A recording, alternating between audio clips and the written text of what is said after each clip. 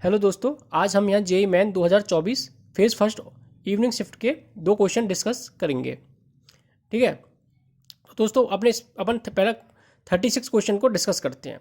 तो 36 क्वेश्चन में क्या दिया हुआ है, the threshold frequency of metal with work function 6.63 electron volt is. मतलब इसने थ्रेश होल्ड फ्रिक्वेंसी पूछी है। ठीक है, तो अपना जो क्या कहते हैं यहाँ पे फाइव दिया हुआ है पूरा 6.63 इलेक्ट्रॉन वोल्ट दिया हुआ है। और दोस्तों एक चीज़ ध्यान रखने वाली चीज़ है, कभी कभी डायरेक्ट एग्जाम में भी पूछ लेते हैं। ठीक है, जो इलेक्ट्रॉन वोल्ट जो ये इलेक्ट्रॉन वोल्ट दिया हुआ था, जो ये यूनिट होती है ना, वो है ना यूनिट वर्क की यूनिट होती है।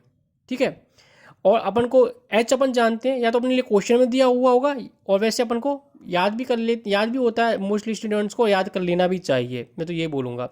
तो जो अपने लिए प्लांक कांस्टेंट दिया हुआ है एच, वो 6.63 इंटू 10⁻34 जूल सेकेंड होता है। तो दोनों वैल्यू को यहाँ पुट कर देंगे।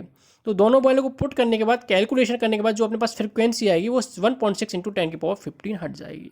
ठीक है, जो अपना ऑप्शन फर्स्ट में दी हुई है। तो जो अपना आंसर, जो राइट आंसर होगा वो ऑप्शन फर्स्ट होगा। अब अपन क्वेश्चन 35 डिस्कस करते हैं। तो दोस्तों अपने जो 35 क्वेश्चन में क्या पूछा है, इसने पूछा है कि अपने लिए डिफ्लेक्शन दिया हुआ है π/10, और इसने पूछा है कि उस वाली कंडीशन में कि अपना करंट क्या होगा।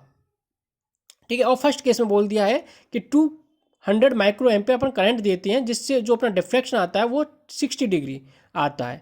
ठीक है, तो अपन जानते हैं जो गैल्वेनोमीटर में जो करंट होता है वो डायरेक्टली प्रोपोर्शनल टू डिफ्लेक्शन होता है। ठीक है, आप करंट देंगे तो आपको डिफ्लेक्शन दिखाई देगा।